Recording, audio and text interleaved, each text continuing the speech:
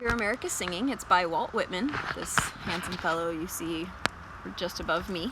And it is written with his traditional style of free verse, which was a uniquely American style. This was kind of a big deal for him. He kind of broke free of the conventional rules of poetry, right? Which is just like a transcendentalist to do, because they didn't like the rigidity of rules and being told what to do.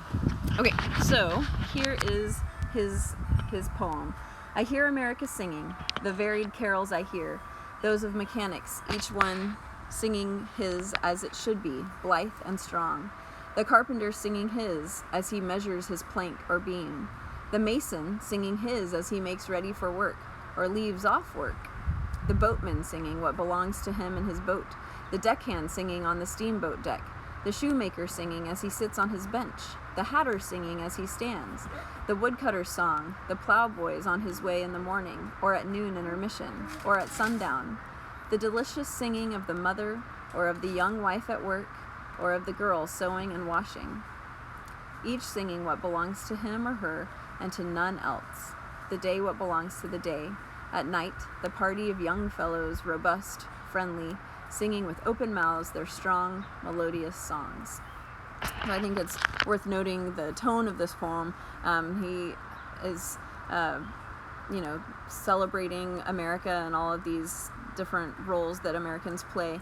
You can see the parallelism in how he is using the same structure, filling in the blank, right? The blank singing, the blank singing, the blank singing, and he fills it in with these different jobs: carpenter, mason, boatman, deckhand, shoemaker, hatter, and so on.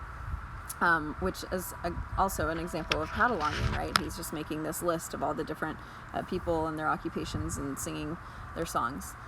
I think his transcendentalist views are portrayed here, as I mentioned, with the free verse, since there's no rhythm, there's no rhyming words, no rhyme scheme, no set stanzas or structure like that.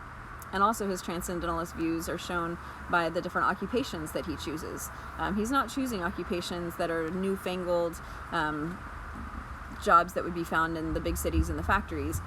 Jobs like woodcutters and boatmen and masons and carpenters. These are jobs that have been around for a really long time. They're traditional jobs that are, doing hard work with your hands, skilled labor, not jobs in a factory with the big cities and the things that the transcendentalists kind of didn't like and wanted to avoid.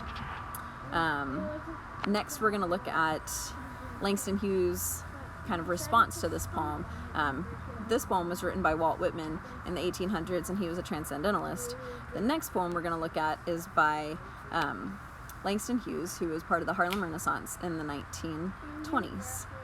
But we'll save that for a minute. First, a quiz.